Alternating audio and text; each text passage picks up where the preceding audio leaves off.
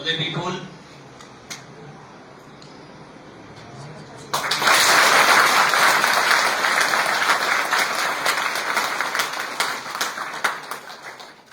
এবার আমাদের শিক্ষক রয়েছে, আমরা গার্জিয়ানদেরকে বলবো উনি উত্তরীয় পরিবার একটু বরণ করে নেবেন। গার্জিয়ান রনির বাবা রয়েছেন আমাদের সজল স্যার,